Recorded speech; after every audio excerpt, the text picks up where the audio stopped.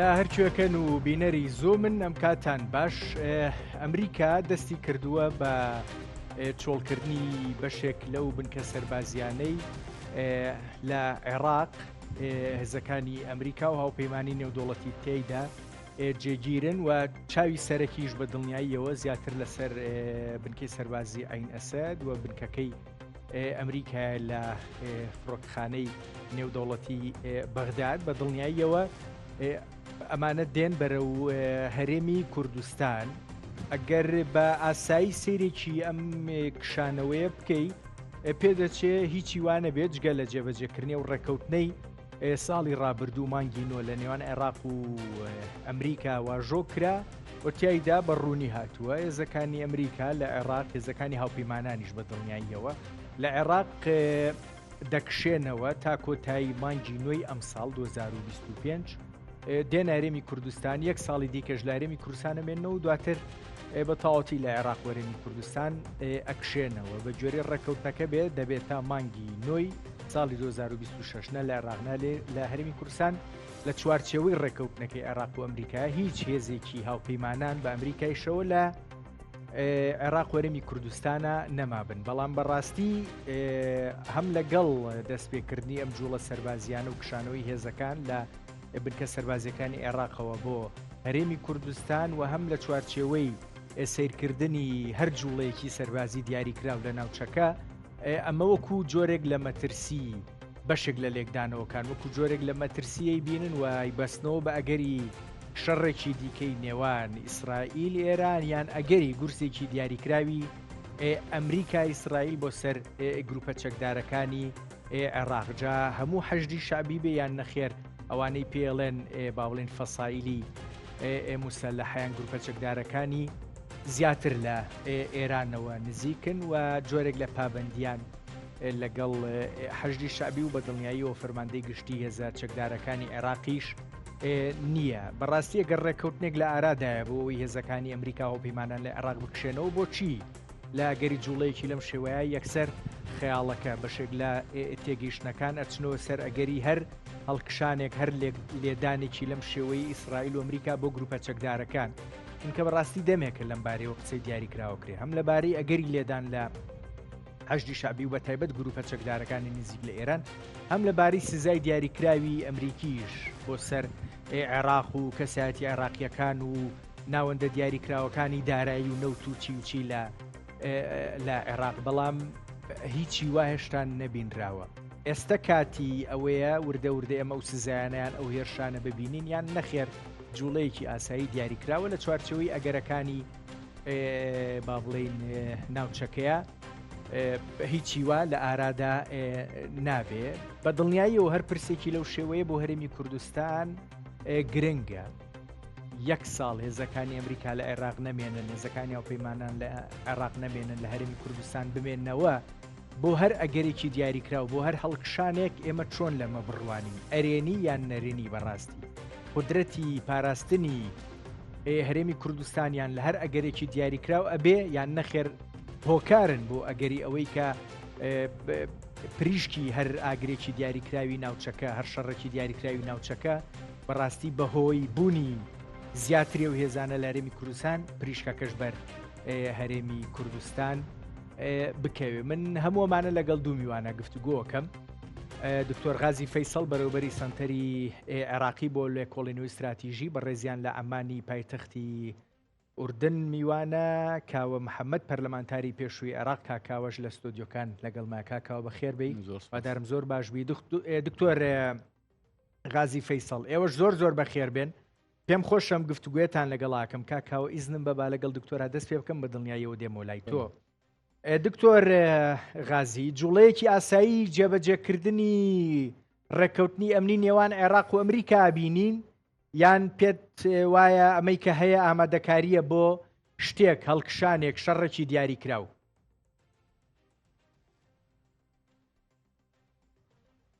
نعم، شكرا جزيلا بەڵێ زۆر وتحية سوپاس. لضيفك الكريم سڵاوم بۆ گەلێک میوانە بە في ڕێزەکەت الاستوديو. هەیە لە أعتقد ستۆدیۆ. يعني ما يحصل پێم الآن من وایە إعادة ئەوەی وا تموضع ڕوو دەدات ئەم للقوات گۆڕانکاریانە الأمريكية لە في عين هێزەکانی الأسد وفي ئەمریکا لە بغداد عینەسەد و لە وحركتها بەغدا باتجاه و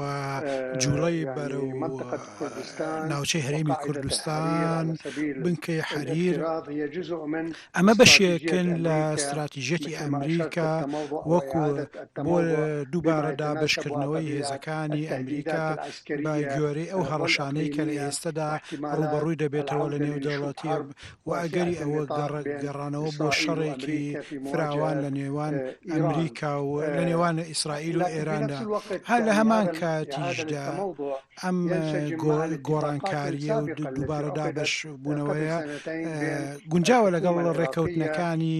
پێشتر 2 والبنتاغون ساڵ لەگەڵ عێراق لە وأيضا نێوان قوات عێراق و التحالف پنتاگۆن و الدولي هێزی حول هاوپەیمانی نێودەوڵەتی ئیمزا کرا وضع خطة لەبارەی دانانی لخروج پلانێک بۆ قوات التحالف دەرچوونی الدولي هێزەکان یان بعد کشانەوەی الانتصار على هێزەکانی هاوپەیمانی داعش نێودەوڵەتی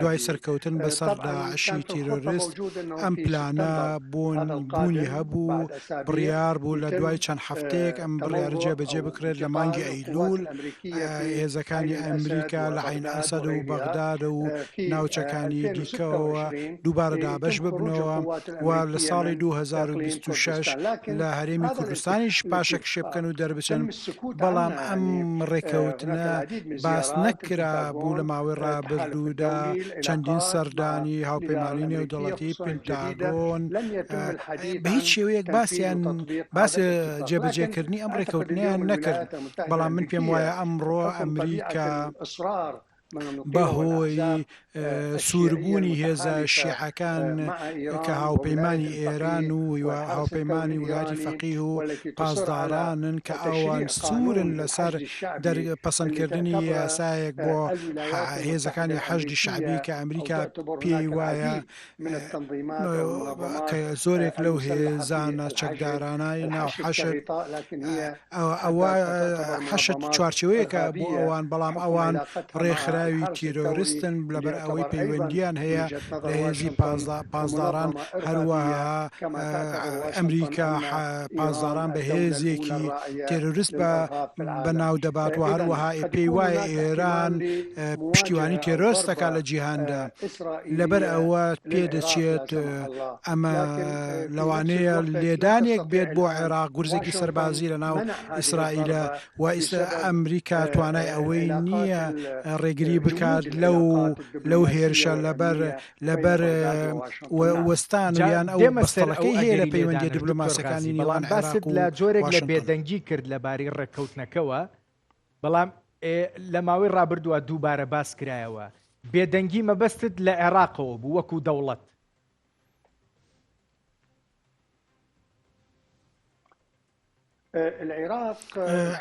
عێراق و حکوومەتی عێراق کە سەرۆک وەزیران سوودانی چاوی کەوت بە سەرکرداتی هاوپەیمانی نێودەوڵەتی دژبە تێرۆر لە بەسەرکردە سەربازەکانی ناتۆ و سەرکردە سەربازەکانی هاوپەیمانی نێودەوڵەتی سەرۆک وەزیران بە هیچ شێوەیەک باسی لە دەرچوونی هێزەکانی ئەمریکا و هاوپەیمانان لە عێراق نەکرد. بەڵام هەستێک هەیە دوای شکست هێنانی ڕژێمی سووریا و گۆڕانکارە ڕیشەیەکان لە لوبنان و یەمەن و غەزا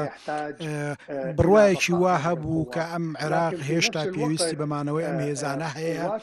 بەڵام لە هەمان کاتدا گروپە چەکدارەکان هەڕەشەیان دەکرد. پێش چەند ڕۆژێک هەڕەشە هەبوو لە لایەن سەرکردەکانی ئەو گروپە چەکدارانە بۆ لێدانی هێزەکانی ئەمریکا و بردومانکردنیان یانە هاوپەیمانی دەوڵەتی ئەوەی لە عێراقن ئەگەر نەکشێنەوە ئەوان جەختیان کردەوە کە بێدە و هێزانە لە مانگی ئەیلولی داهاتوو بکشێنەوە. لەبەر ئەوە هێزەکان لە ڕوبەڕووبووان لەگەڵ گروپە چەکدارەکان ئەگەر تووشی ڕوبەڕووبوونەوە ئەبن لەگەڵ چەکدارەکان گروپە چەکدارەکان ئەگەر لە مانگی ئەیلول نەکشێنەوە. و هەروەها ئەمانبینی حکوومەتی عێراقیش بێدەنگ بوو باسی ئەو ڕێکەوتنەی ناکرد. بەڵام عێراق وەزعی فشاڵە لە ڕووی سەربازیەوە لە ڕووی بڕیاری سیادیەوە بەرامبەر گروپە چەکدارەکان پێدەچێت گروپە چەکدارەکان زۆر بەهێزتر بن لە ڕوونا حکوومەت. سپاس دەکەم دکتۆر غازی دێمە وڵات ئەگەر وابێ بەم تێگەیشت نەبێ پێ ناچێت عێراق وەکو دەوڵەت زۆر پرسی کشانەوەکەی پێخۆش و پێ باش بێ و بە تایبەت بە حکمی و گۆڕانکاریانەی لە ناوچەکەی گوتت هەن بە تایبەت باسی سووریات کرد بۆیە دێمە سەر ئەو پرسە بە دڵنیاییەوە بەس کاکاو دووبارە بە خێربی وادارم باش ئێوە چۆنەی بینن ڕێکەوتنێک لە ئارادایە ئاسایی ئەمریکا هەوپەیمانان پابندن پێوەی و هێزەکانیان تا کۆتایی مانگینۆ لە عێراق کشێنەوە دێنەرەمی کوردستان ساڵێکیان پێچێت دواترە کشێنەوە بۆ سووریا بۆ ڕۆژاوای کوردستان مەبەستمیان هەر شوێنێکی دیکە ئەنی ئەوەی بە دکتۆر ناوینە با بڵێن دووبارە بڵاو پێکردنەوەی هێزەکانیان لە ناوچەکە بەڵام بەڕاستی دکتۆر غازی هەرچەنە باسی ئەمەیشی کرد بەڵام ئەگەرەکانی شەڕێکی دیاریکرا و هەڵکشانێکی دیاریکراویشی نەشاردەوە هەردووکی پێکەوە بەستەوە تۆ هەستەکەی کامیانە ئەمە خۆ ئامادەکردنە بۆ هەڵکشانێکی دیکە شەڕێکی دیکە نێوان ئێران ئیسرائیل لێدانێکی دیاریکراوی ئیسرائیلەکان بۆ گروپەکانی گروپە چەکدارەکانی عێراقیان نەخێرا جێبەجێکردنی ڕێکەوتنەکەی و تاو زۆر سپاسڵاو لە دکتۆر غازی و لە بینەرانی ئێوە و لە ئێوەش ڕاستیدا ئەوەی کە لە بینی ئیسرائیل و ئێراندا ڕوویدا ئەوەی شەڕی ناویلێنراوە شەڕی 12 ڕۆژە ئاگربەستێکە تەنها ئاگربەستێک ڕوویداوە لە بینی هەردوو لە نەک با بڵێن ئاشتی یان ڕێکەوتنێکی ئاشتی لە نێوان هەردوولادا ڕوویدا بوو پێمان وابێت کە ئەمە جارێشتر سەر هەڵ ناداتەوە دۆخی ناوچەکە هەمیشە کراوەیە بەسەر ئەوەی کە ئەگەری دووبارە بوونەوەی شەڕ بێتە پێشەوە و هەمیشەش لە ململانیەکانی نێوان ئێران و ئەمریکا یان ئێران و ئیسرائیل لەگەڵ ئەمریکا عێراق بەهێز با بڵێن موئەهەلترین ساحەیە بۆ ئەوەی کە پڕیشتی وەربکەوێ و کاری تێبکات و کاریگەری دروست بکات لەبەرەوە ئەمە لەبەر چاوە و لە عێراقیش لە ڕاستیدا ئیدارەدانی ئەم ململانەیە زۆر قورسە بۆ هەر کەسێک ئەگەر سەرۆک وەزیرانە لە حکوومەتە بە تایبەتیش خۆتان دەزانن ینی عێراق وەکو دەوڵەتی موئەسەسات با بڵێن یان ئەو هێزانەی کە لە عێراقدا هەن ژمارەیەکی زۆر لە هێزەکان کە لە چوارچەوەی حەشتی شعبین ئەو هێزانە ئەگەرچی بەپێی یاساکەی ساڵی 2016 کە با بڵێن بە یاسایی کرا حەشتی شعبی دوای ئەوەی لەسەر ئەساسی فتواکەی ئایەتوڵڵا سیستانی لە 2014 و لە دوای هاتنی داعش با بڵێن دامەزرا بەڵام لە 2016 بە یاسایی کرا بەڵام لە ڕاستیدا ئەمانە دەتوانین بڵێن دەسەڵاتی هەرە بەهێز یان هێزی هەرە گەورە لای ئەوانە زیاتر لەوەی لە لای سوپای عێراق بێیان لە وەزارەتی بەرگری بێ و دەتوانین نای لێ بنێن بەشێکی گرنگ لە دەوڵەتی قوڵ لە عێراقدا و ئیدارەدانی ئەمە زۆر قورسە بەتایبەتیش لەم فترەیە سوودانی خۆتان دەزانن من بۆ خۆم پێم وایە محەممەد شیاع سوودانی وەکو سەرۆک وەزیران بە تایبەتیش لە ماوەی سەرۆکایەتەکەی ئەودا لە ڕاستیدا گۆڕانکاری دراماتیکی زۆر گەورە لە ناوچەکە ڕوویاندا کە هەمویان پەیوەست بوون بە عێراق بە تایبەتیش لە دوای 12 ئۆکتۆبەری ئەوەی کە لە با بڵێن ئەوەی غەزە و ئەوانە ڕوویدا تا بەمڕۆ دەگات گۆڕانکارێنێ لە لوبنان و حزب الله لوبنانی و ڕوخانی ڕژەمی بەشار الئەسەد و شەڕی ئیسرائیل و ئێران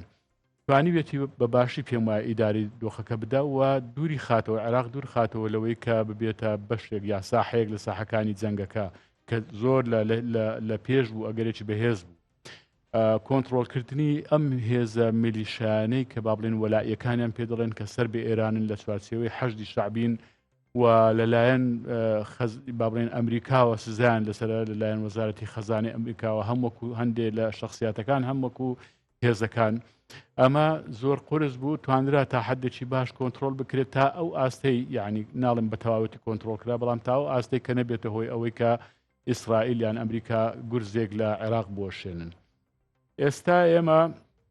ئەوەی کە لە بینی عێراق و ئەمریکا هەیە ئەو ڕێکەوتنەی کە باس کراوە ئەوەی کە پێشتر کراوە لە ساڵی ڕابردوو و ئێستا کەش و باز دەکرێت کە لەگەڵ مانجی نوێ ئەم ساڵ هەموو هێزەکانیان لە عین الئەسەد و لە ئەوەی مەتاری بەغداد دێنن بۆ هەریر ئەمە هەمووی دەچێتە چوارچێوەی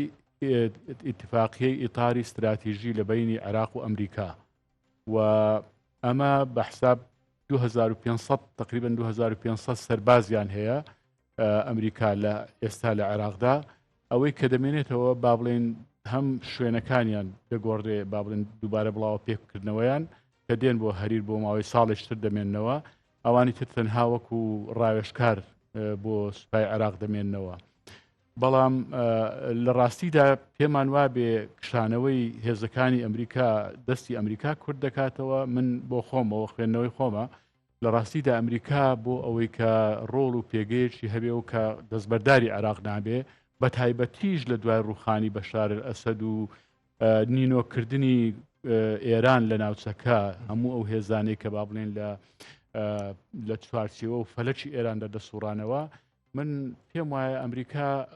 زۆر ئامراز و میکانیزم و شێوازی تری جیاوازی هەیە لەوەی کە ئللا دەبێ هێزی لەسەر ئەرز بێ لەسەر ئەرزی واقعی عێراق بێ لە ڕێگەی خۆتان دەزانن شەڕی ئێستا سەردەمی ئێستا و چەکەکانی ئێستا هەموو شتێک گۆڕاوە یعنی ئەوەی کە بە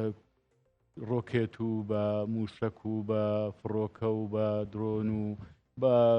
توزانم هەتا دەگاتەوەی ئەی بەکارهێنانی ئەی لە با بڵێن کاری سەربازی هەموو ئەوانە دەوری هێزی پیادەی یان با بڵێن هێزی واقعی لەسەر ئەرز کەم کردوتەوە لەبەرەوە ئەم ململانەیە بەردەوام دەبێت بە تایبەتی کاکاوە سەرنجەکە تاو دقیقە بەڵام ئەم جۆرە لە یەکلاکردنەوەی شەڕ کە پێویستی بە هێزی سەرزەمینی نییە لە ماوەی شەڕەکە کاریگەری هەیە بەڵام ئەگەر بۆ وڵاتێک بیەوێ هەژمونی خۆی لە عێراق بهێڵێتەوە یان هەر وڵاتێکی دیکە پێویستی بەوەیە دوای شەڕەکەش جۆرێک لە جۆرەکان کۆنتترۆلی بەسەر زەویشا هەبێ جا لە ڕووی سەربازیەوە بیان لە ڕووی سیاسیەوە بێ ئەمریکا ئەگەر هێز بکشێنێتەوە لە عێراق بەڕاستی ئەگەر شەڕێکی دیاریکراویش ڕووبا و قدرەتی یەکلاکردنەوەی شەڕەکەی هەبێ بەڵام کاتێ دێتە سەر جەنگە سیاسیەکە و سەربازی نەماوە چۆن ئەتوانێت لە عێراق هەژمونی ئێران کەم کاتەوە ئەزانی چی ئەگەر دۆخەکە بتەقێتەوە بگاتە ئەوەی کە با بڵێن پێویست بە بوونی هێزی سەربازی بکە من پێم وانە کارێکی ئەوەندە قورس و زەحمەت بێ بۆ ئەمریکا بتوانێت هێز بێنێتە ناوچەکە و هەتا تەنانەت بیگەڕێنێتەوە بۆ عێراق ئەوەی کە زەرمەند دەبێ من بۆ خۆم پێم وایە لە ڕاستیدا عێراق ئێستاشی لەگەڵ بێ پێویستی بەمانەوەی هێزی ئەمریکا و هاوپەیمانانە یەکێک لە هەڵک گەورە و استراتیژیەکان کە کاتی خۆی کرا لە ساڵی 2011 لە سەردەمی حکوومەتی مالکی بە حکمی ئەو نەفەسات دەمارگیرە دژە ئەمریکایی و دژە خۆرئاواییەی کە هەبوو بە تایبەتیش لە ناو هێزە شیعیەکان هێزە ئیسلامی شیعەکان وای کرد کە کار لەسەرەوە بکەن بە هەر شێوێک بێ هێزەکانی ئەمریکا بچنە دەرەوە کە هێزەکانی ئەمریکا چونە دەرەوە خۆمان ئینەکەمان بینی دۆخەکەمان بینی لە ساڵی 2014 داعش هات هێزی عێراق هەر تەواو هەڵوەشایەوە لە ماوەی زۆر کەم و قیاسیدا پێ محافظەی گەورە کەوتنە بەردەستی هێزەکانی داعش کە ژمارەی هێزەکانی داعش زۆر کەمیش بوون لەبەرەوە هێشتا هێزی چەکداری عێراق بەوانەی کە سەر بە دەوڵەت و سەر بە وەزارەتی بەرگری و ناوخۆن یان ئەوانەی کە لە دەرەوەی ئەون و لە حەشدی شعبین ئەگەرچی بە پێی یاسا سەر بە فەرماندەی گشتی هێز چەکدارەکانن پێم وانییە جارێ مؤهل بن بۆ ئەوەی بتوانن لە بەردەم هەڕەشەی گەورەدا خۆیان بگرن بە تایبەتیش هەندێک خوێندنەوە لە ناو شیعەکانیش ئێستا هەیە بە دووری نازانن مەترسیەک خوێندنەوەیەک بۆنێک دەکەن لە مەترسیەک کە بەڕێوەیە بە تایبەتیش لە دوای ڕوخانی بەشار ئەسەد لەوەی کە سونە با بڵێن هێزە سونیەکان و لە ناو سونیەکانیش بێگومان هەندێک خەڵکان تەنانەت کۆبوونەوەی بەعسیەکان کە لە هەندێک شوێنی عێراق باز دەکرێت و گومان دەکرێت کە خۆ ئامادەکاریەک هەیە ئینجا بە مەرزنیە بە ناوی بەعسەوە بە ناوی ینی سونە بۆ خۆی دەیەوێ ماڵی خۆی کۆ بکاتەوە و ئەم درێژبوونەوەی لەگەڵ سووریای ئێستا و لەگەڵ وڵاتانی تر هەوڵ بدەن کە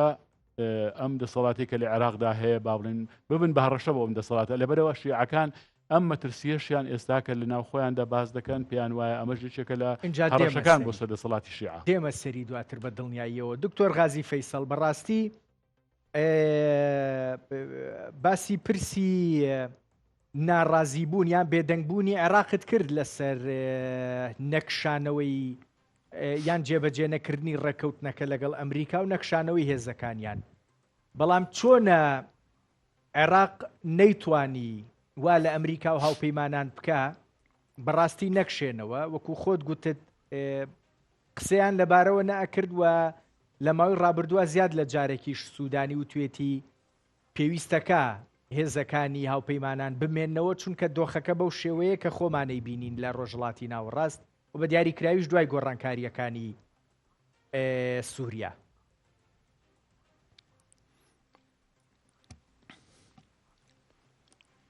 نعم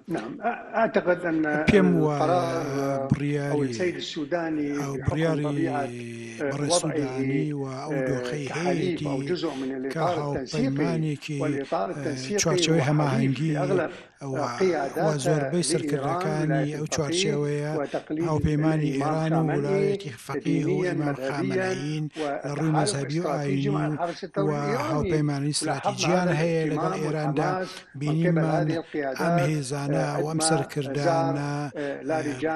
باخێکی زۆریاندا بە لاریجانی کە هاتە بەغدا و ڕێکەوتنیەکی لەبارەی سنوورەوە و هەرومی هەرێمی کوردستان و ڕێکخرا و کوردی ئێرانی کە لەلایەن تارانەوە هەڕەشەن بۆم ئەم ئاسایشی نەتەوەیی و هەروەها سەردانی عێراقچی و لاریجانی بۆ نەجەف هەوڵدانی ئێران بۆ ئەوەی بیکاتە گۆڕەپانێک بۆ ڕێکێ سەربازەکانی مقاومەی عێراقی لە ناوچەی خۆرهەڵاتی ناوەڕاستدا و هەروەها هەوڵدانەوە بۆ وەرگرتنەوەی سووریا و لوبنان و شەڕ هەڵگیرسان بەناو هێزەکانی مقاومەوە لەم ناوچەیەدا لە ژێر سەرکردایەتی خۆی. ئەمەیە کێشەکە لە نێوان استراتیژیەتی ئێران و بەرژەوەندیە گەورەکانی ئەمریکا لە ناوچەی کەندا و خۆرهەڵاتی ناوەڕاست و عێراق بەتایبەتی. لەبەر ئەوەیە دەبینین عێراق بمانەوێ نەمانەوێ بۆتە گۆڕەپانێکی سەربازی ململانەی ئابووری دیبلۆماسی و هەروەها ململانەی سەربازیش بەتایبەت لە نێوان تاران و واشنگتندا لەگەڵ ئەم گۆڕانکاریانە لە دوای 7 ئۆکتۆبەریشدا ئیسرائیل هاتە مەیدانەکەەوە وەکو لایەنێکی گرنگ لەگەڵ ئەمریکادا جگەلەوەش بەریتانیا و فەڕەنسا و لە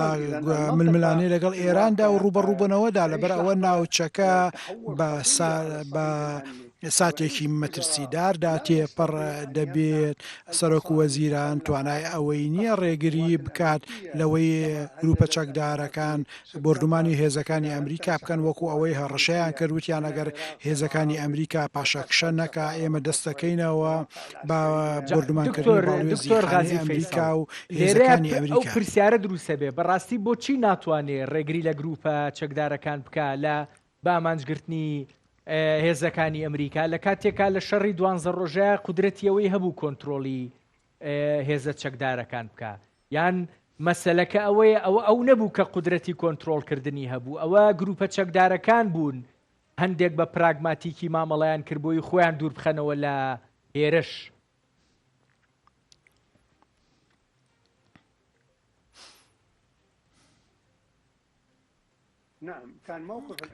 هەڵوێستی حکوومەتی عێراق کە توانی سەرکەوتن وەر بەدەست بهێنێت بۆ ئەوەی گروپە چەکدارەکان بۆ ماوەیەکی کاتی هێرش و موشک نەکەنە سەر بە موشک بۆ سەر هێزەکانی ئەمریکا و بەرژەوەندەکانی واشنگتن بۆ ئەوەی هەتا ئەگەنە مانگی ئەیلول و وادەی دەرچوونی هێزەکانی ئەمریکا و کشانەوەیان لە عێراقدا. لەبەر ئەوە ئەو دام بە خۆدانکردنە بەمەرجی ئەوە بوو هەتاکو مانگی ئەیلول کە هێزەکان ئەمریکا دەرئەچن ئەگە ئەوە نەبێت ئەوە گروپە چەکدارەکان مافی ئەوەیان هەبێت جارێکی کە بردومانی هێزەکانی ئەمریکا بردومان بکەن گەر هێزەکانی ئەمریکا لە عێراق بمێنێتەوە. تەنانەت مەترسی هەیە لەوەی کە ئەو هێزانە بمێنن لە حەریر و هەرێمی کوردستان لەوانێ ئەگەری ئەوە هەیە بە فشاری ئێران هێرشکەنە سەر ئەو هێزانە لە هەرێمی کوردستان ئێمە بینیمان ئەو گروپانە چەندین ئامانجیان لە هەرێمی کوردستان بردومان کرد فڕۆکەخانە کۆمپانیان نەوتێکان کە لە هەرێمی کوردستاندا کار دەکەن لە هەروەها چەندین دامەزراوە لەلایەن ئەوان بردومان کراوە. پرسیارەکە ئەوەیە هێزەکانی ئەمریکا لە بنکە سەربازیەکان لە عێراق ئەکشێنەوە دێنە هەرێمی کوردستان ئەمریکا لەسەر زەوی هێزی نامێنێ بۆی گروپەکان بتوانن مەترسیان بخەنە سەر و هێرشی گروپەکانیش پێشتر بۆ سەر هەرێمی کوردستان و بۆ سەر شوێنەکانی دیکەش ڕوون بوو. هێرشی پێچەوانە ئەبینین ئێمە جا هێرشی ئەمریکایە بۆ سەر گروپە چەکدارەکان یان زیاتر کە چاوەکان لەسەر ئەگەری هێرشی ئیسرائیلیە بۆ سەر گروپە چەکدارەکان وەکو چۆن ئێمە لای حەزبوڵڵا بینیمان لای حەماس بینیمان و لە ئێرانیش بە دڵنیاییەوە بینیمان.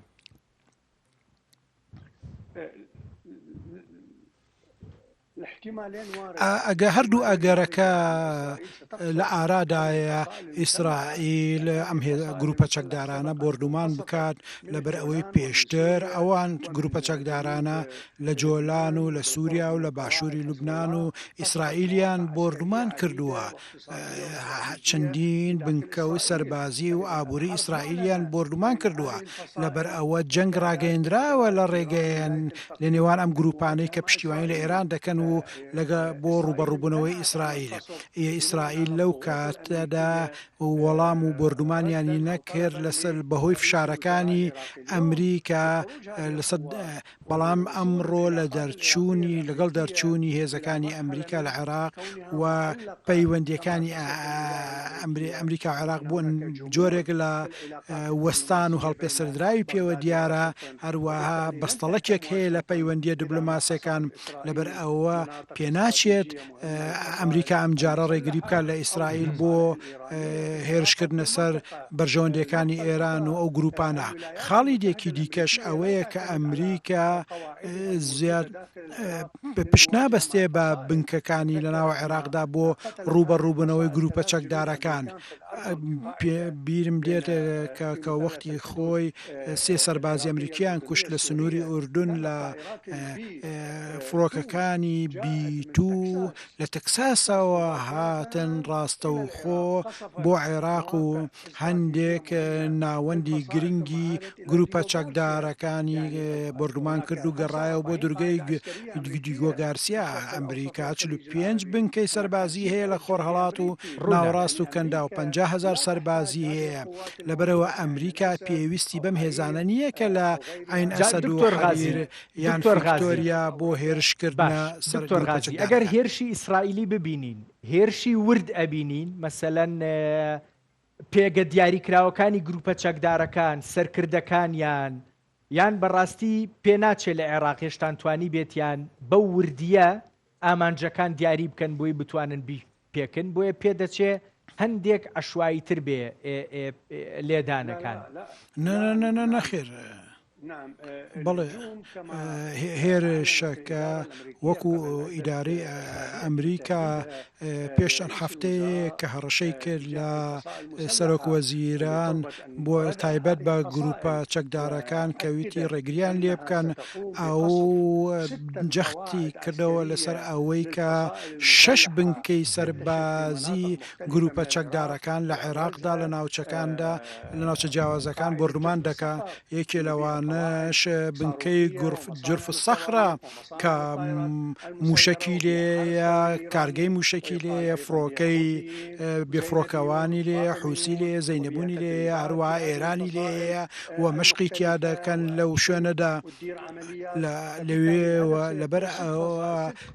6 بنکە هەی گروپە چەکدارەکان هەیە کە زۆر گرنگن ئەوانە بردومان دەکرێن و پێشتریش بە فڕۆکەی بیتو لە زەمان لە کاتی بایدندا بردومان کرا هەروەها چەند سەرکردەیەکی ئەو گروپانە تێرۆر کران لە کەرکووک لە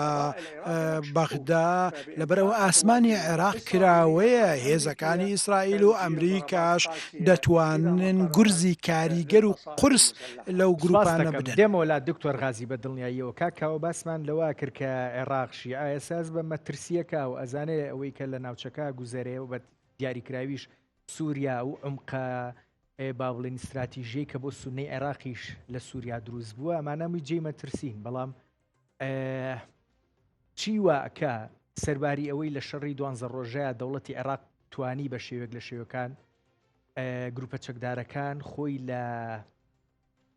جۆرێک لە هێرش بە دوور بگرێت کە عێراق بخاتە ناو بازنەیەکی دیاریکراوی شەڕەکەوە بەڵام ئێستا سەرباری ئەم مەترسیانەی کە دەوڵەت ئەیبینێ بەڵام نەتوانێ ویستی گروپە چەکدارەکان بۆ کشانەوەی هێزەکانی ئەمریکا لە عێراق ڕابگرێ بەڕاستی پەیوەستە بە سووربوونی گروپە چەکدارەکان بۆ ئەم کشانەوەیە و ئەگەری بە ئامانجگرتنیان نەخێر ڕاستیەکەی پەیوەستە بە ویستێکی ڕشتتر تونتری ئێرانیەکانەوە بۆ ئەوەی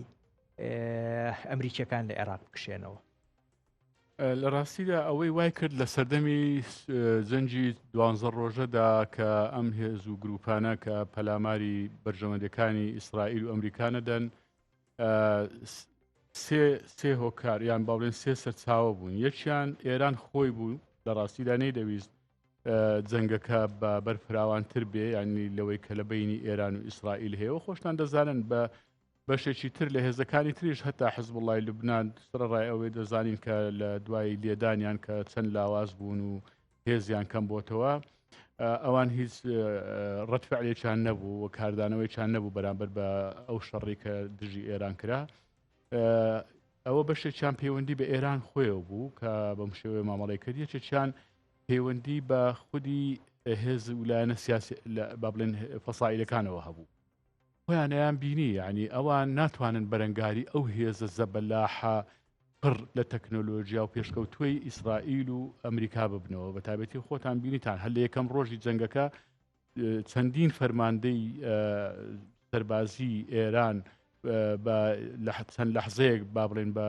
موشک و درۆن بەس ئێستا چی لە هاوکێشەی هێزەکە گۆڕان ئەوان مەسەلەن ئەوانەی کە حزبوڵڵا سەرکردەکانیان ئەوەی حەماس بە هەمان شێوە لەلایەن ئیسرائیلەوە ئەوانیش مستەهدەف بوون ینی ئامانز بوون بۆ ئەوەی لێ بدرێن ئەوە بەشێک با بڵێن وەکو خۆت گوتت پراگماتیانە مامەڵەکردنی خۆشیان بوو بۆ ئەوەی کە خۆیان لەوە بپارێزن کە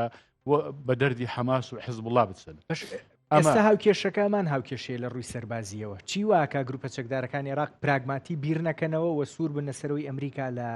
بنکەکانی لە عێراق بکشێتەوە و بشزانێ گەر اینجا ئەمە با بڵێن معتەیاتی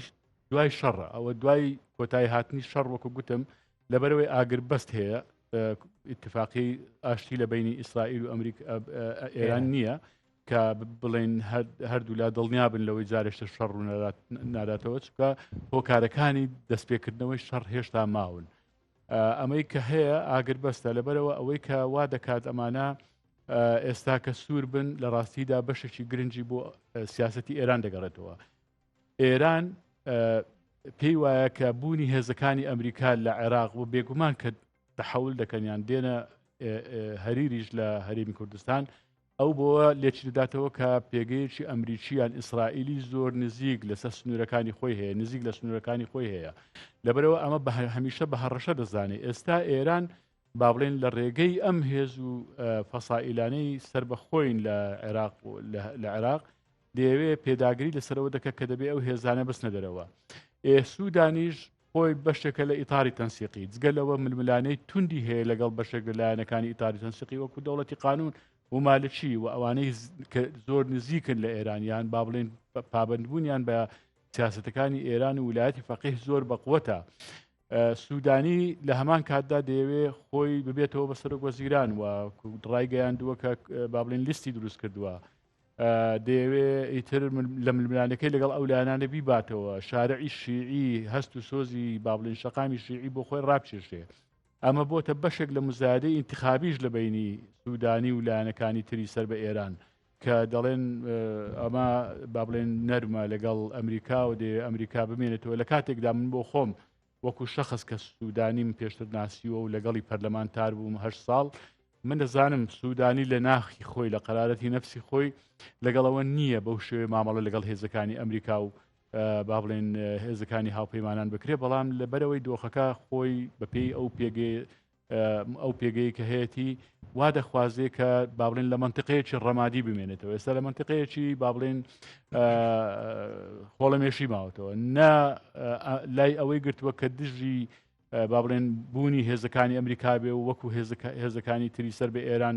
داوای تونە دەرەوەیان بکەنە ئەوەشە کە بڵێ ئەوە لە مەسلحەتی عێراق نییە هێزەکان بستنە دەرەوە ئێمە لە هەردوو جێژنەکەی بەڵێ لەبەرەوە بە تایبەتیش ئەمە دۆخی انتخاباتەکە یعنی با بڵێن لە بەردەمی انتخاباتی ئەمەش دەورێکی گرنگی هەیە لەوەی کە خیتاب و ئەدا و دیسکۆرسی با بڵێن ئەو بەرپرسە سیاسیانە چۆن دەبێت لە هەردوو جێژنەکەی ناکە نە ئێران ئەمریکا نە من بۆ خۆم پێم وایە لە ڕاستیدا من ئەوە خوێندنەوەمە بۆ سیاسەتی ئەمریکا و بێگومان ئیسرائیلیش وەکو هاوپەیمانێکی سەرەکی بە تایبەتیش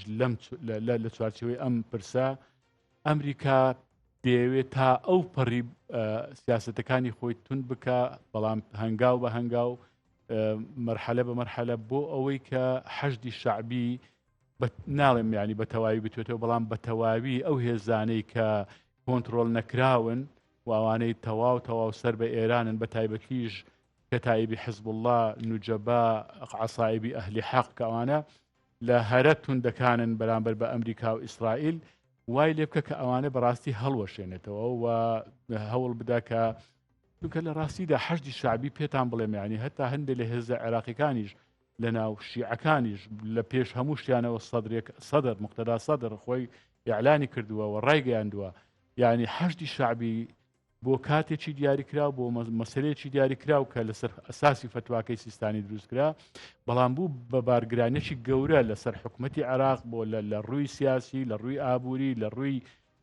سەربازی و ئەمنی کێشەی گەورەی بۆ عێراق دروست کردووە هەمویان پیان وایە ئەبێ بمێنێتەوە بەڵام گرفتەکەی فۆرمی مانەوەکەیە ئەوەی بمێنێتەوە ئێستا ئەم یاسایە کە با بڵێن هاتۆتە پێشەوە و خوێندنەوەی یەکەم و دووەمی بۆ کراوە لە پەرلەمان بۆ ئاگاداریتان ینی تەنها لەسەرەوە ماوە دەنجی پێ بدرێ ینی لەسەر ئەوە کە خۆتان دەزان هەم فراکسیۆنە کوردەکان هەم سونیەکان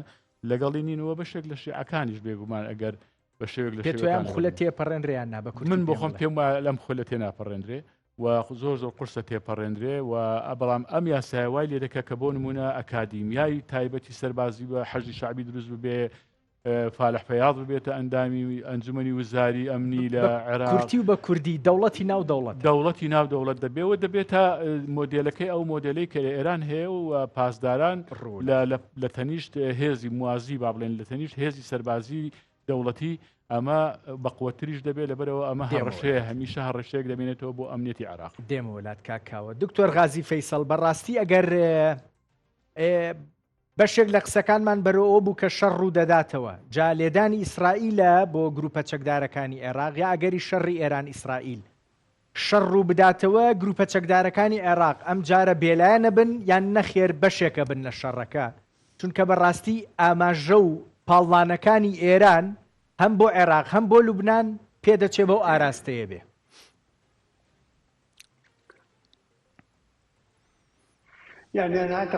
من پێم وایە بە تایبەت لە دوای کشانەوەی هێزەکانی ئەمریکا لە ناوچەکان و بنکەکانی بەرەو باکوور و هەرێمی کوردستان یان بەرەو بنکەکانی لە سووریادا دڵنیا بن لەوەی کە شەڕ ئەگەر ڕوو بدات گروپە چەکدەکارەکانی هاوپەیمانی پاسداران کە زیاتر لە 34 گروپن بەشداری لە شەڕەکە دەکەن بەشداری لەم جەنگە دەکەن و ئەم جەنگە زۆر بەهێز دەبێت لەبەر ئەوەی ئێران هەڕەشەی ئەوە دەکات کە موشکی بەهێز بەکار بهێنێت هەروەها دەبینین وەزیری بەرگری ئیسرائیل بەڕاشکاوانە باسی لە شەوی سوور دەکات بۆ تێرۆرکردنی ئیمام خامنەئی هەڕەشەی لێ دەکات لە چاڵەکە دەری بهێنێت ئەو ڕاشکاوانە هەڕەشە دەکات بە تیرۆرکردنی لەبەر ئەوە پەرەدانێکی مەترسی هەیە لە نێوان ئیسرائیل و ئێران و هەروەها ئیسرائیل و لوبنان بە تایبەتە ئەو هەڵوێستە ڕادیکاڵانەی حزب الله ئەم دوای حزب الله و سەردانەکەی لاریجانی و سووربوونی ئەوان لەسەر ئەوەی چەکەکانیان تەسلیم ناکەن دژ بە بڕیارەکانی ئەنجومەنی ئاسایش بە مانای ئەوەی ئەم پارتە دکتۆر غازی پێتوانیە ئەم سووربوونەی ئێران بەوەی کە هەم عێراق هەم لوبنان وەکو مەیدانێکی دیاریکراوی شەڕ یان ڕەدع بمێنێتەوە ئاماژەیە بۆ ئەوەی کە ئێران پێی وایە ئەم جارە شەڕەکە شەڕیمان و نەمانە ئەگەر ڕوو بدە؟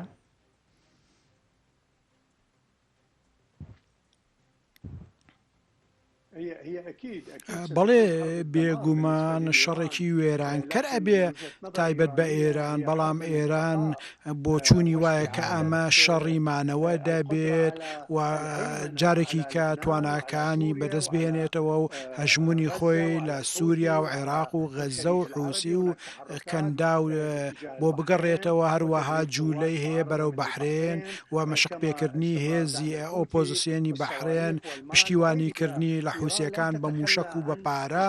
ئێران وازی لە استراتیژیەتی بەرفراوانبوونی بۆ کۆنتڕۆڵکردنی ڕۆژهەڵاتی ناوەڕاست وازی لێ نەهێناوە بۆ پێنا لە وەکو خاتەمی باسی کرد لە ساڵی 2005 باسی کرد کە استراتیژیەتی ئیسلامی شیعی لە خۆرهەڵاتی ناوەڕاست ئەگە شەڕەکە بێت شەڕێکی زۆر گەورە دەبێت لەگەڵ ئێراندا بۆ لە ناوبردننی سەرجەم توانە سەربازەکانی پێئەچێت ئێران سوودی وەرنەگر بێت لەوانەی پێشوو لە جەنگەکانی سووریا و لوبنان و ئێران ناوێت دان بەوە دابنێ کە شکستی سیاسی و سەربازی ڕوبەڕووی بۆتەوە لە ناوچەکەدا. ئەو ئێران خوازراو نییە لە لوبنان، لە سووریا، لە زۆربەی ناوچەکان، لەبەر ئەوە دەبینین لە ڕێ عێراقەوە لە ڕێ پێگەی مەرجەعیەت لە نەجەف و کەربەلا و هەندێک لە کەرامەتی خۆی. بەڵام من پێم وایە ئەگەر دکتۆر غازی کۆتا پرسیارت لێ یەکەم و گرنگە بەلامەوە پەیوەستە بارێمی کوردستانەوە، ئەگەر شەڕ ڕوو بدا شەڕی ئێران ئیسرائیل و تۆش پێت وایە گەرم جارە شەڕ ڕوو با گروپە چەکدارەکانی عێراق وەلاییەکان بەشدارە بن لە شەڕەکە، هەرێمی کوردستان یەکێکە بێ لە ئامانجە با بڵێین بە ئامانج گیراوەکان لەلایەن ئێران و گروپە چەکدارەکانەوە؟ ئێران پێشووتر بەڵێ پرسیارەکەت ڕوونە. پێشتر ئێران بە 62 موشک هێرشی کرد لەسەر هەولێر، هەروە بە موشکی پالستین بە 22 موشک بە فڕۆکەی بێفرۆکەوان ئێرانی هەلێمیان بردومان کرد. هەروە پاسداران گوندەکانی سنووریان بردومان کرد بە تۆپخانە کە بە بیانووی ئەوەی کە هێزی کوردی لێ دژباوان. ئێران لە ڕێی گروپە چەکدارەکان بەردەوام ناوەندەکە ئابوووریەکان و ناوەندەکانی دیکە بردومان دەکات. ئەو بە ناوی مۆسادەوە کە ڕاست نییە لە ئێراندا لە هەرێمدا هەیە، تەنانەت ئەنجومەنی ئەنتان عێراق وتی مۆساد لە عێراقدا نییە، بەڵام ئێران پێی وایە هەرێمی کوردستان مەترسیە بۆ سەر ئاسایشی ئەو. لەبەر ئەو ڕێکەوتنەی کە لاریجانی و قاسم ئاڕەجی شمۆریان کرد خاڵێکی تایە کە ئێران مافی ئەوەی هەیە دەستوەرداتە لە ناو هەرێمی کوردستان پێشڕەوی سەربازی بکات دژ بەو گروپە چەکدارانەی کە مایەی مەترسین. وڵات دکتۆر ئەمە نوێ بوو بۆ من. ئەو خاڵە لە ڕێکەوتنەکەیە یان لە لێکتێگەیشتنەکەیە چییە؟ مافەیە بەکێ کە بێتە هەرێمی کوردستانەوە بۆ با بڵێن ڕێگرتن لە هەڕەشەکان تەهدیدەکان؟ ئەمە و مافی ئەوەی نییە، بەڵام ئەوان مافی ئەوەیان بە ئێران داوە بۆ ئەوەی چاودێری و ڕاودونانی ئەو گروپانە بە پێ ڕێکەوتنەکەی ساڵی 2023 نێوان بەغدا و تاران لە هەمان کاتدا، بەڵام ئەم ڕۆڵەی ئێران لە ئێستادا بەرفراوان کراوە، مافی ئەوەی دراوە پێ کە بە ڕاودونانی ئەو هێزانە ئەو گروپە ئێرانیە کوردیانە بکات لە هەرێمی کوردستان و ئێران پێی وایە ئەمانە گروپی چەکدار ئەمە زانیاریە یان لێبدانەوەی ئێران بە کورتی پێم نەخێر ئەمە زانیاریە و بڵاو کراوەتەوە کاتێک کە وردەکاری ڕێکەوتنەکە بڵاو کرایەوە پێش چەند ڕۆژێک لە نێوان لارجانی و بەبوونی سوودانی و قاسم حەرەجی فەیسەڵ بەڕێوەبەری سەنتەری عێراقی بۆ لێکۆڵینەوەی استراتیژی گەلێک سوپاس لەگەڵ مابوویت. يا مرحبا اهلا وسهلا. گەلێک سپاستانەکەم. کاکاوە شتێکی تازە بوو بۆ من ئەوەی کە ڕێگە بە ئێران بدرێ دەسوەردان بکە بۆ ڕاگررتنی هەڕەشەکانی ئەوەی ئەوان ناویان ناوە هەڕەشەکان بە دڵنیاییەوە. نازانم ئەگەر تۆ شتێکی دیاری کراود لا بێیاننا. ئەمە یەک دوو پرسیاری ئەوم کرد ئەگەر شەڕ ڕوو بداتەوە و پێدەچێم و ئاماژەکان بەرەوەن ئەم جارە گروپە عێراقیەکان بەشداری بکەن، ئەمە چمە ترسێک لەسەر هەرێمی کوردستان دروستەکە؟ بێگومان ئەو ڕێکەوتنی کە پێشتریش لە ساڵی 2023 لە بینی عێراق و ئێران بڵێ ئیمزاکرا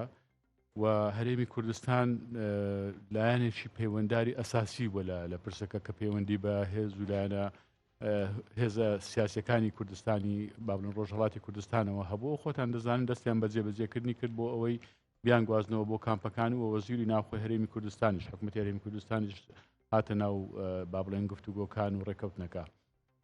ئەوەی تر کە پەیوەندی بە با بڵێن تەدەخولی ئەوە هەبێ، من بۆ خۆم پێم وایە ئێستا هەر ئەگەر عێراق و ئێران بێ، ئەگەر عێراق و تورکیا بێ، هەردوو وڵاتێک لەم ناوچەیە هەر ڕێکەوتنێک بکەن کە بە تایبەتیش ئەو پرسانەی کە پەیوەندیان بە هەرێمی کوردستانەوە هەیە. هەرێمی کوردستان لە ڕاستیدا گەمەکەر نییە لە ناوچەکە، لەبەرەوەی لە ڕاستیدا بە هۆی ئەو دۆخە خراپی کە تێکەوتووە لە ڕووی سیاسی، دیبلۆماسی، ئابووری، وای کردووە کە هەمیشە گەمەکە پێکراو بێ یان با بڵێن یاری پێکراو بێ لە دۆخەکە. زۆربەی ئەوانە لەسەر حسابی سەروەری هەرێمی کوردستان و دەسەڵاتی حکوومەتی هەرێمی کوردستان کەوتووە و دەکەوێت. ئەوەی کە پەیوەندی بە هێزەکانی سەر بە ئێرانەوە هەیە لە حاڵەتێکدا ئەگەر شەڕ ڕوو بداتەوە، من بۆ خۆم زۆر بە نزیکی نابینم کە ئەم هێز و لایەنانە با بڵێن ئەو گروپانەی سەر بە ئێرانن لە عێراق بەشداری لە شەڕەکە بکەن. جارێ شەڕەکە سەری هەڵدەداوەتەوە، ئینسان پێشوەخت ناتوانێت تۆ تەسەوری ئەوە بکەیت چۆن سەر هەڵدەداتەوە، یان ئەگەری وەیە هەر سەر هەڵدەداتەوە نازانین جارێت ئەگەر سەریشی هەڵدایەوە چۆن دەبێ و بە چ ئاستێک و بە چ بەرفراوانێک دەبێ. من بۆ خۆم ئەگەر سەیری ئەو شەڕی 12 ڕۆژێ بکەین کە ڕوویدا، خۆتان بینیتان ینی هێز گروپەکانی سەر بە ئێران هیچ تەحەڕوکێکیان نەکرد بە تایبەتی ئەوانەی عێراق. بە دووری دەزانم کە دیسان ئەوان دەور ببینن یان با بڵێن ڕۆڵیان پێ بدرێکە لە شەڕەکە بەشدار بن. ئێران خۆی وەکو خۆی دەیەوێت با بڵێن شەڕەکە یا با بڵێن لەگەڵ ئیسرائیل بکات و ئیمکاناتەکانی خۆی زیاتر بەکاربێنێ بۆ ئەوەی ئەگەر وابێ بتوانێت ئەم هێز و گروپانە بهێڵێتەوە، چکە ئێرانیش دەرسی لەوە وەرگرتووە کە ئەوانەی ڕاستەوخۆ هەڕەشەی گەوریان خستە سەر ئیسرائیل و بەرژەوەندەکانی ئەمریکا، ئەوە خۆیان جگەلەوەی گروپەکان زەرێریان کرد وەکو حەزبوڵای لوبنان کە دەستی ئێرانی لە لوبنان با بڵێن بێهێز کرد و بە هەمان شێوە حەماس و بە هەمان شێوە حوسیەکان و ئەوەی کە لە عێراقیش هەیە گورزەکانیشیان گورسێکی وانە واژ نەبوو، ینی ناتوانن بەرەنگاری ئەو هێزە گەورە و زەبەلاح و تەکنۆلۆژیای ئێران و ئەمریکا و ئیسرائیل ببنەوە. لەبەرەوە پێی باشە کە بیان پارێزێ لەوەی کە ببن بە بەشێک لە شەڕەکە دواتریش ئەم با بڵێن پێگەیانەی لەو ناوچانە بێهێز ڕوونە. کاکاوە شتێک بە کورتی بیبەستمەوە بە پەیوەندەکانی هەرێمی کوردستان و عێراقیشەوە. قسەیەک هەیە لێکدانەوەیەک هەیە کە بەڕاستی ئەم هەرێمی کوردستان ئەم عێراق چاوەڕێم گۆڕانکاریان ناکەن، بۆیە بەردەوام ڕێکەوتنەکانی نێوانیان لەباری نەوت و موچە و دارایی و پرسەکانی دیکەوە ئاوا دەڵەمەین جێبەجێ ناکرێ ئەم یاری بۆەکە و یاری بەمەکە. تۆش پێت وایە بەڕاستی هەردوو لە هەرێمی کوردستان هەولێر و بەغداد چاوەڕێن بزانن دۆخەکە بە چیەگا اینجا برسەکان بە شێوەیەکی دیکەیەک لای بکەنەوە بە تایبەتی ئەم لێکدانەوەیان بۆ هەرێمی کوردستان زیاتر منیش پێم وایە سەرکردایەتی هێز و لایەنە سیاست دەسەڵاتدارەکانی هەرێمی کوردستان پێشتریش لەم خوێندنەوە هەڵەیان هەبوو بۆ ئەوەی کە پێیان وابوو شەڕی ئێران و ئیسرائیل ڕووبداییتر ئێران یان ئەگەر نەشڕوخێت سیستمە سیاسەکەی ئەوە زۆر زۆر لاواز دەبێەوە تەسیری لەسەر دەسەڵاتی شیعە و هین لە عێراق دەبێ و ئێمە ئەو کاتە دەتوانین مەرجەکانی خۆمان بەسەر بەغدا بێگومانەوە لێکدانەوەیکی هەڵەیە هەر هەڵەش من بۆ خۆم پێم وایە بەڵێ لە داهاتوشدا هەڵەیە من بۆ خۆم پێم وایە تەنانەت ئەمریکاش لەگەڵەوەیە کە کورد لە هەرێمی کوردستان لەگەڵ عێراق ڕێک بکەوێت ناچێتە ناو تەفاسیلەوە ئەو دەیەوێت لە چوارچێوەی دەستور لە چوارچێوەی یاساکان لە چوارچێوەی ڕێککەوتنەکان لەگەڵ عێراق ڕێک بکەوێت و ئەو کێشەی تۆ نیەتی ڕێککەوتن لە هەرێمی کوردستان بینی ئێستا نیەتی ڕێککەوتن نەوتراوە بە خۆی ڕێککەوتن نەکرا یعنی ئەوەی کە مانجێک پێشێستا لە حەفتەی تەمووز ڕێککەوتنەکە کرا و ئاماژە بۆ کرا و بابڵێن خۆشببینیەک بڵاو کرایەوە کە وایە تەواوی تر کێشەی موچە تەواو کۆتایی هادووەکو ڕێککەوتنەکانی تر دیسانەوە هیچ نیەتێک نبینین بۆ جێبەجێکردنیەوە تا هەم کە دوو مەسەلەی سەرچێکیانەوەی داهاتی نانەوتی تەسلیم بکرێ تا ئێستا تەسلیم نەکراوە دەڵێن دەبێ بەغدا موچەی مانجی شەش بنێرێ ئەوی تریشیان مەسەلەی نەوتە تا ئێستا لە ڕاستیدا نەوت لە دەسەڵات یەک ڤیدۆ هەیە کاکاوە هاوڕیان ئەو ئەمبارانەی گوایە چێتی نیشتمانی کوردستان لە سنوورەکە دروستی کردوون و پەیوەستن بە نەوتی قاچاغەوە بەڕاستی زۆر بە کورتی کاکاوە پێم بڵێ ئەگەر بەنیاز بن نەوت ڕادستی سۆمۆ بکەن و پابند بن بە ڕێککەوتنەکەوم ئابە ئەمبارانەی نەوتی قاچاخ بۆچی؟ طبعا بێگومان لە هەردوو لاوە هەم پارتی هەم یەکێتی هەم کۆمپانیاکانیان بە هەموو شێوەیەک هەوڵ دەدەن هەم لە ڕێگەی تەنکەرەوە خۆتان دەزانن لە دوای ڕاگررتنی نەوت لە ڕێگەی بۆڕێەوە بەردەوام بوون لە فرۆشتی نەوت بە قاچاغەوە بەردەوامیشن وە تا پێیان دەکرێت هەوڵ دەدەن ئەم قاچەقسێتیە بەردەوامی پێ بدەن لە زەرری خەڵک لە قازانجی حەزب و بنەماڵەکانی خۆیان لەبەرەوە من پێم وایە ئەم نیەتە بۆیە تا ئێستا بۆ ڕێکەوتن لەگەڵ بەغدانیە لەبەرەوەی ئەوان پێیان وایە کە هەوڵ بدەن ئەم بەرژەوەندیانەی خۆیان بپارێزن نەک بەرژەوەندی خەڵک بەرژەوەندی خەڵک بەلای ئەوانەوە بە مەسئولەتی خۆیانی نازانن و بە درێژایی ساڵانی ڕابردوش بەم شێوەیە تەعاملیان کردووە هەم لەگەڵ بەغدا هەم لەگەڵ هەرێمی کوردستان. سپاس دەکەم کاوە محەممەد پەرلەمانتاری پێشووی عێراق دەست خۆش گەلێک سپاس بەدوعا.